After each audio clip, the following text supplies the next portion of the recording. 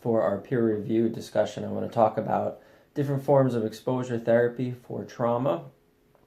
I will compare and contrast them and introduce you to a newer understanding of exposure therapy that is called the inhibitory learning model of exposure therapy. So, the most utilized forms of treatment for PTSD are trauma-focused treatments, okay, that use an exposure-based CBT. So, in other words, APA's clinical guidelines for PTSD, in them they strongly recommend the use of 4 kinds of treatments, particularly prolonged exposure therapy, cognitive processing therapy, cognitive therapy, cognitive behavioral therapy. And these, as I said, are all exposure-based CBTs, and they have the strongest highest level of evidence to them. And these are called gold standard treatments. They are empirically supported as opposed to evidence-based. Empirically supported treatments have the highest level of scrutiny to them when it comes to research, where evidence-based have a bit more moderate level of research to them. So these are considered the gold standard treatments. These are empirically supported treatments. Next, APA guidelines for PTSD conditionally recommend EMDR, brief eclectic psychotherapy, and narrative exposure therapy. And this is due to the moderate level of evidence that there is so far for them. EMDR, most people have heard of this before, and this is basically the person does some sort of exposure to imagery or emotion related to the trauma, and then they do some sort of bilateral stimulation, whether in the form of eye movement or tapping or sounds or something of that nature. Brief eclectic psychotherapy, from what I understand, is a psychodynamic treatment where the therapist is using the relationship as the mechanism of change in order to create an exposure experience. And finally, narrative exposure therapy, again, from what I understand, the person creates a bit of a narrative of their life, and that narrative acts as an exposure therapy. Excuse me. When we're talking about trauma-focused treatments for PTSD, the VA strongly recommends all of these treatments, so it doesn't sort of discern between empirically supported and evidence-based treatments. They recommend prolonged exposure therapy, cognitive processing therapy, cognitive behavioral therapy, EMDR, brief eclectic psychotherapy, and narrative exposure therapy. And I quote from them, they state, we recommend individual manualized trauma-focused psychotherapies that have a primary component of exposure and or cognitive restructuring. And this comes from the Department of Veteran Affairs. Now, when it comes to treatments such as ACT and DBT, they say that there is insufficient evidence so far to put them in the same range as these other treatments. All right, now when comparing and contrasting trauma-focused treatments, most studies are really looking at prolonged exposure therapy, EMDR, and CPT, or cognitive processing therapy. These seem to be the 3 that are most utilized, and with prolonged exposure therapy and EMDR probably being the most well-known and having the most studies comparing the 2. Now, when you look at studies comparing all these 3 treatments, it's very interesting because the outcomes are almost identical. They are extremely similar between the 3. There are few, for instance, statistical differences between prolonged exposure therapy and EMDR. And really, it's mainly trends in the data that are seen. And the trends in the data do seem to favor prolonged exposure therapy. So, for instance, one study that I looked at showed that 95% of rape victims receiving prolonged exposure therapy no longer met criteria for post-traumatic stress disorder, where only 75% of EMDR patients no longer met criteria for PTSD. But of course, this was not statistically significant. A 6 months follow-up, 78% of prolonged exposure patients evidenced higher end-state functioning versus 35% of EMDR patients. When taking a look at exposure therapy versus EMDR and relaxation training, both exposure therapy and EMDR outperform statistically above and beyond relaxation training. Excuse me. And this study, the researchers who did it said that this was the first time, according to them, that prolonged exposure therapy was compared to EMDR in its gold standard form, meaning that people in the past who had done the studies had somehow manipulated or changed the prolonged exposure therapy protocol. And so this was the first study, at least according to these authors, where it was fully implemented in its pure form.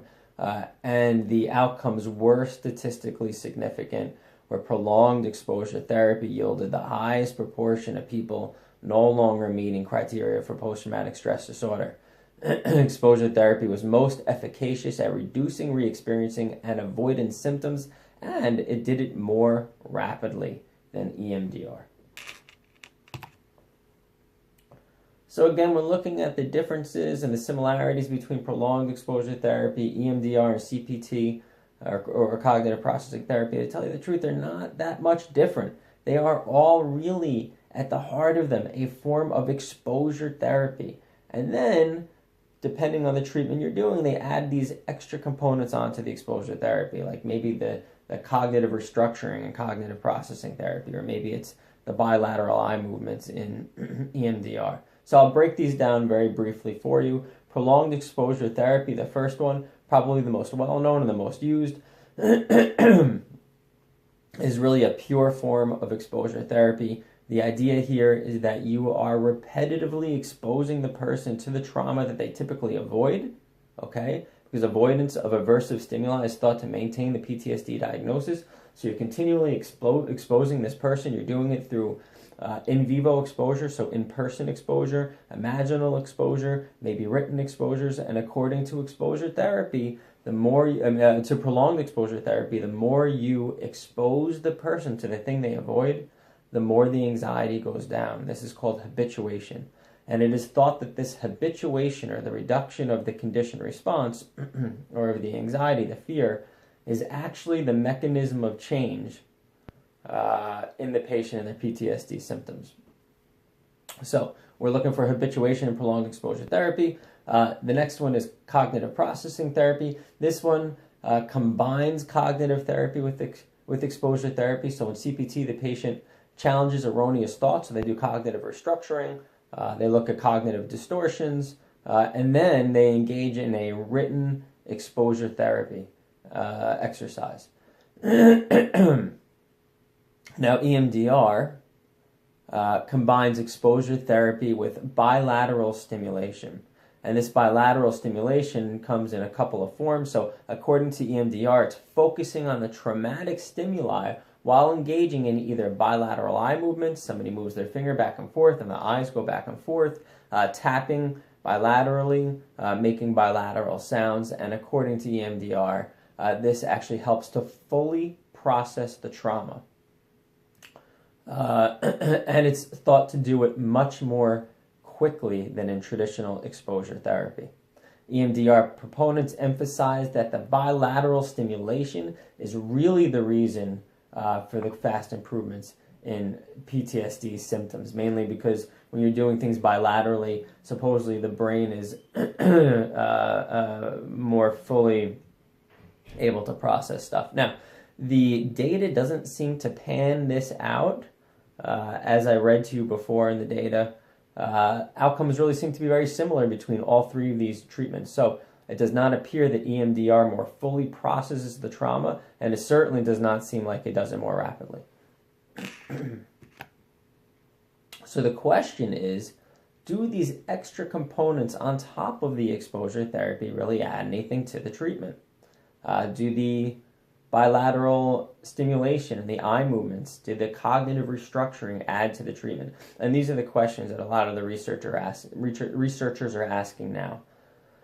There's a famous, pretty well-known study from 2001, an meta-analysis done on EMDR, where they looked at studies with and without eye movements.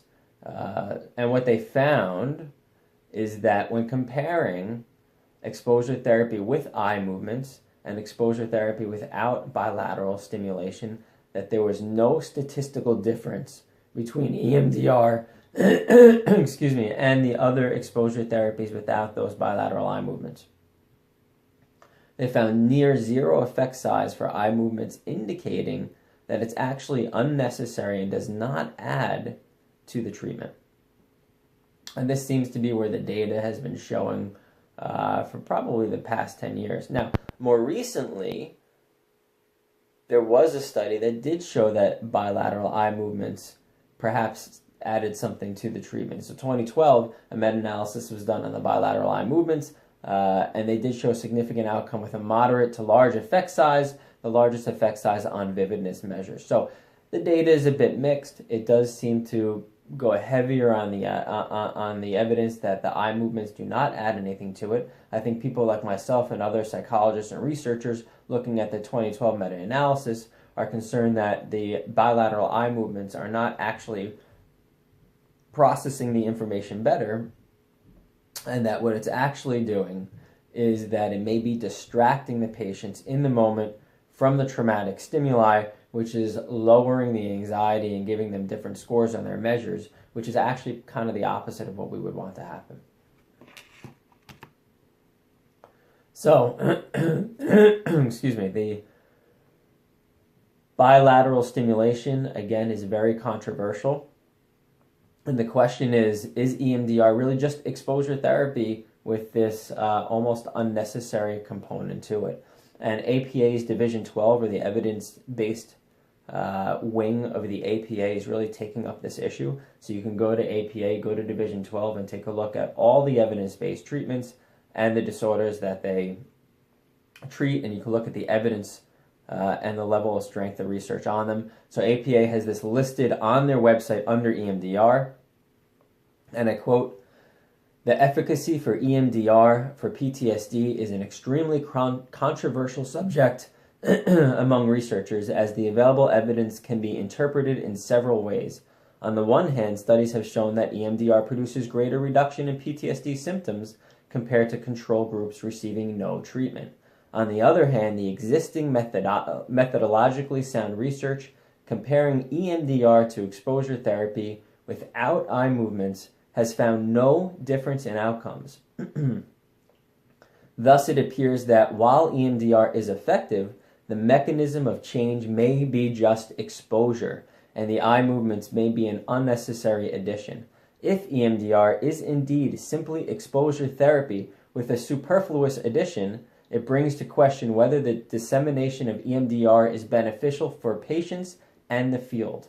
However, proponents of EMDR insist that it is empirically supported and more efficient than traditional treatments for PTSD. In any case, more concrete scientific evidence supporting the proposed mechanisms is necessary before the controversy surrounding EMDR will lift." So again, like I said, very highly controversial as to whether the bilateral stimulation is doing anything at all and adding anything in addition to exposure therapy. Which brings us to cognitive processing therapy. And again, is cognitive therapy adding anything in addition to the exposure therapy? And there's research that looks at this, and again, the research here is a bit mixed.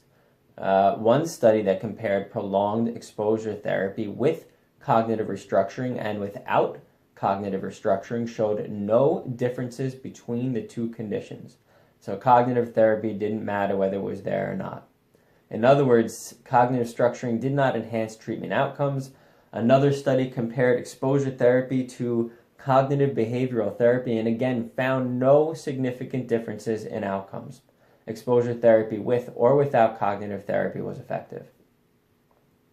However, a more recent study comparing exposure therapy, both in vivo and imaginal, to exposure therapy with cognitive restructuring did show better outcomes for the combination of the two, and this was statistically significant. Only 31% of patients in the exposure and cognitive therapy condition showed PTSD symptoms at 6 months follow-up, where 63% of patients continued with PTSD symptoms at 6 months follow-up with just exposure therapy alone. So again, like I said, the data is a bit mixed. I'd say that it is probably more in support at this point that cognitive therapy and cognitive restructuring do not appear to add anything to the treatment above and beyond perhaps the exposure therapy. Which brings us to the question of, are these things even necessary?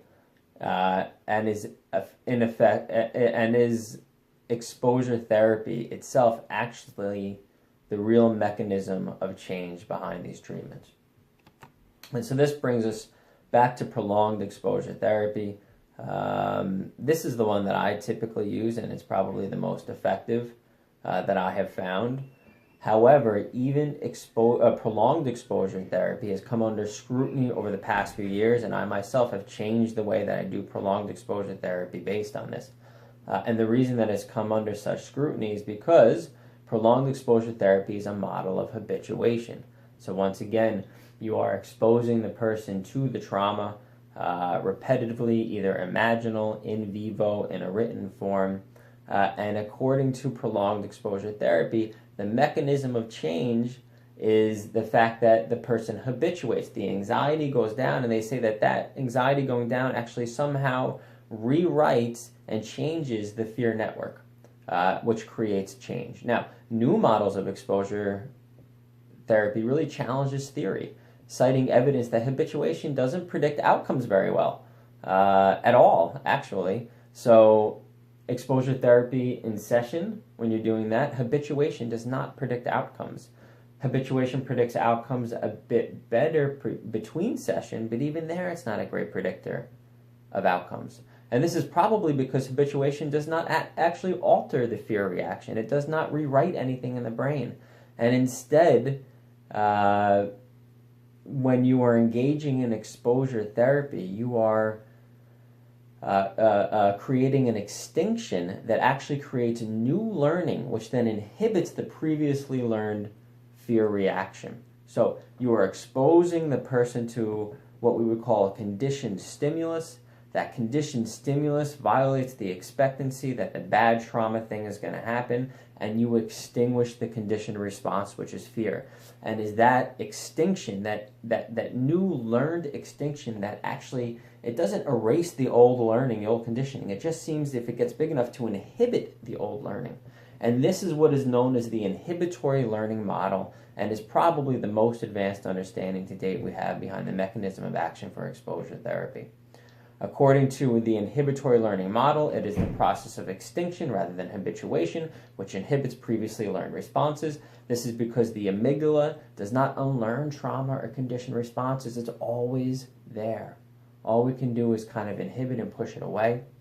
Because old learning does not get rewritten, conditioned fear responses can return depending on contextual triggers and the strength of the conditioning. And so this brings us to the inhibitory learning model. I'd like to speak a little bit about this.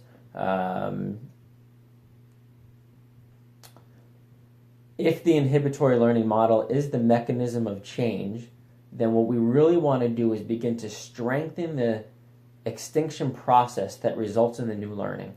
The better we are at improving the extinction process, at expanding that to different contexts, to different situations in different ways, and growing that learning, the better it is going to be able to inhibit the old learning and improve our outcomes. So from here, I'm taking information from Krask 2014's article, where she outlines 8 clinical applications for maximizing exposure therapy. And I'd like to talk about these briefly.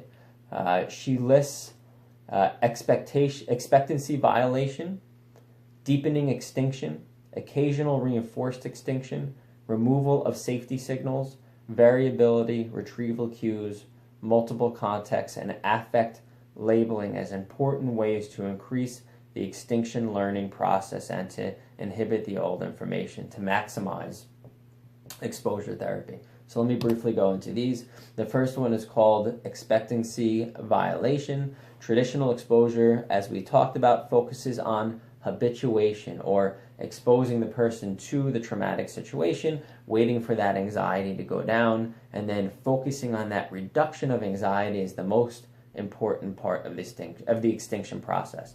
However, when you think about it, this doesn't make much sense when you're extinguishing behavior. It doesn't make much sense at all, because if you think of the old Pavlovian studies, they don't focus on the conditioned response, right? So if you have researchers who are ringing a bell and serving food and ringing a bell and serving food, and they pair these things together enough that all of a sudden the bell becomes a conditioned stimulus, so that every time it's rung, even though there's no food there, the dog salivates and creates a conditioned response. If you want to extinguish this conditioned response, you're not focusing on the saliva necessarily, right? You are focusing on ringing the bell and violating for the dog the expectancy that the food is going to come out.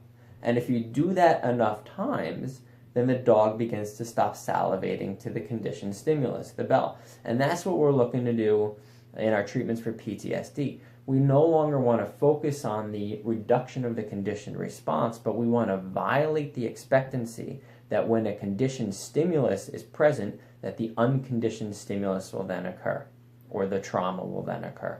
So for instance, if you have a young woman who's raped by 3 white middle-aged males, you want to expose her to the conditioned stimulus, the 3 white middle-aged male, enough times where you violate the expectancy that then the rape follows. And if you can do that, then you extinguish the conditioned response, which is the fear response. Okay, so this is the violating expectancies, probably one of the most important things for maximizing exposure therapy and inhibiting old learning. However, expectancy violation is not enough, and this is because of something called spontaneous recovery. Basically, what spontaneous recovery is if you think again of the old Pavlovian studies, that even if the behavior is extinguished and you ring the bell and the dog no longer salivates expecting food, after a certain amount of time, and depending on the context that the dog is, guess what happens? If you ring the bell, all of a sudden the dog starts to salivate again. This is called spontaneous recovery. It's proof that the dog hasn't unlearned, it wasn't rewritten, the old learning. And in fact, when we extinguished his behavior, that new learning only inhibited the old learning. But depending on context and time and situations, it can re-trigger that old learning and that old conditioned response. So we want to hopefully reduce spontaneous recovery. Now there's different forms of spontaneous recovery. There's the version I just described there. There's contextual renewal, meaning that when you do exposure, it can become very specific to the context that you're in. If I do exposure therapy in my office here, the person may actually get conditioned to the office so that the extinction happens in this context, but then when they leave my office and they go into context outside of here in between session, all of a sudden it re-triggers the conditioned response. And so we want to do in multiple contexts so we can begin to reduce the chance of that context renewal. There's also something called reinstatement. Reinstatement is when the person comes back into contact with the unconditioned stimulus. So for instance, if I have somebody in my office and I'm doing exposure therapy with them, and we extinguish their behavior, their conditioned response, and then they leave here, right? They were a rape victim, and then they leave my office and they're interacting with the community, and somebody tries to coerce them into sex or touches them or makes them feel uncomfortable in some way. That's the unconditioned stimulus. They come back into contact with that. The conditioned response of fear occurs again, and we get reinstatement of the old learning. All right, so these are forms of spontaneous recovery. So we want to do the best we can to reduce spontaneous recovery, and this is the next thing. In addition to expectancy violation, we want to deepen extinction. We want to deepen extinction by wherever possible, combining multiple cues, internal cues, external cues during the exposure therapy. So we extinguish multiple conditioned stimulus separately at first, and then we combine them during the extinction process. And even pairing a previously extinguished cue with a novel conditioned stimulus. Both have been shown to reduce spontaneous recovery and reinstatement of fear in animals. So For instance, right, if we want to combine them, we do them first individually, then combine them. So we may focus on interoceptive exposure to feared bodily sensations. When I say interoceptive exposure, I mean exposure to internal physiological sensations. So we may have the patient drink a lot of caffeine, because that caffeine will get the heart beating and get them feeling a bit on edge, and then we expose them to that internal state. That is the interoceptive exposure. So we may do that as the first exposure. We may do less of an internal exposure on the second one and do an external exposure, an in vivo, in-person exposure. Say if the person is fearful of going to shopping malls, we bring them to a crowded shopping mall, and then we have them be exposed to that stimuli and extinguish the feared response. And then finally, we would combine the two and do an interoceptive exposure during an in vivo exposure. So perhaps we have them drink the coffee while they're in the shopping mall. All right, so this is an example of how we would deepen extinction by creating even greater learning in more context and in more and various ways to increase the inhibitory process. Another one that's suggested by Krask is occasional reinforced extinction. This is not something that I've necessarily done. It's interesting though. So occasional reinforced learning during extinction is gaining a lot of evidence in human studies, and basically the idea here involves occasional conditioned stimulus, unconditioned stimulus pairings during the extinction training. So I think it's like intermittent. I think the idea here is that you do the exposure therapy, the person violates the expectancy that when they're exposed to the conditioned stimulus, that the unconditioned stimulus occurs, and we then are able to extinguish the conditioned response. And then sometimes when they are exposed to the conditioned stimulus, the thing they fear does happen, and then they do get that conditioned response, and that's okay. And it's the variability of not knowing, the confusion of not knowing whether there's going to be an unconditioned stimulus that follows, that actually is helpful. It creates an expectancy violation effect. So the next conditioned stimulus presentation is less likely to predict the next unconditioned stimulus presentation, because the conditioned stimulus has been shown to both predict the unconditioned stimulus and not predict the unconditioned stimulus. So I think the idea here again is that it's confusing the patient. They're actually just more likely to go into a feared situation because they don't know what's going to happen. It's interesting. I probably wouldn't do it until I saw more data showing how that could be effective for the patient. But the next one is removal of safety signals. This one is very important, as safety signals help the patient avoid anxiety. They worsen anxiety and maintain maladaptive coping strategies. Basically, the idea with safety signals is that the person who has anxiety figures out these little ways in order to reduce the anxiety in situations of exposure. They may have a safety person with them if they have panic disorder and agoraphobia. So rather than leaving the house by themselves, they go with somebody who will make them feel safe. They may carry a cell phone with them or carry pills with them. Little things like sitting next to the door if they're really hypervigilant. These things help in the short run to alleviate the discomfort, but in the long run, the anxiety becomes much greater when the safety signals are absent, so they become extremely reliant on them.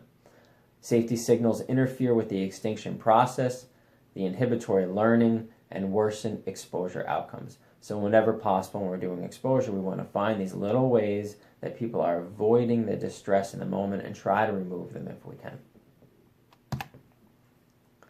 Next, we have variability. The more variability in exposure therapy, the better. It enhances the ability to store the newly learned inhibitory information, which is really the goal here. It pairs new extinction learning with a greater number of retrieval cues.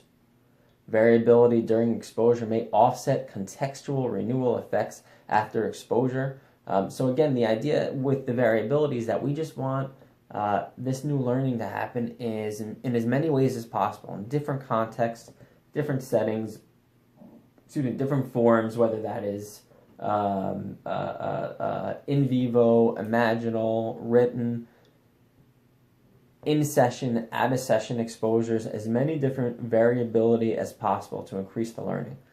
And even variability within the exposure hierarchy has shown better outcomes. This is interesting. This is something I have not done before. What they're saying is that, so when you do traditional exposure therapy, you create a hierarchy of feared situations, perhaps starting from the least feared situation, and you do all these different situations to the most feared situation, and then you go down one by one and you expose the person in order to it.